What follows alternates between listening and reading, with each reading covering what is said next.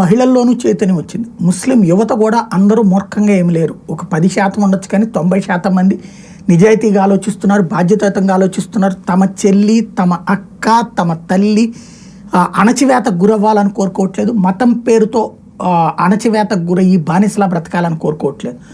అందుకని వాళ్ళందరూ ఇప్పుడు ఒక వీడియోని వైరల్ చేస్తున్నారు.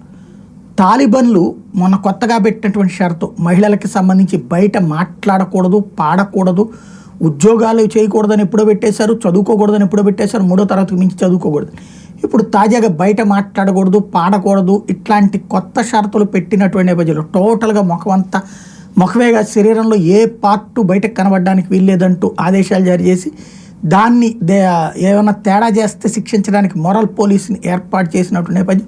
ఇరాన్లో కూడా అదే జరుగుతున్నటువంటి నేపథ్యంలో అసలు ఈ ముస్లిం దేశాలకి పెద్దన్న లాంటి సౌదీ అరేబియా యువరాజు మహమ్మద్ బిన్ సల్మాన్ గతంలో ఒక 2 ఏళ్ల క్రితమో 3 ఏళ్ల క్రితమో తమ దేశంలో ఉన్నటువంటి మహిళలకి ఎలాంటి దుస్తులు ధరించాలో మీ ఇష్టం అని ఉత్తర్వులు ఇచ్చారు. ఆయన దుస్తులు ఇదే ధరించాలి అని నేను చెప్పను, షరియా చట్టాలు మీకేంటో తెలుసు, దాంట్లో ఉన్నటువంటి దాన్ని మీరు ఎలా అర్థం చేసుకుంటారో అట్లాంటి దుస్తులే ధరించండి అని చెప్పాడు.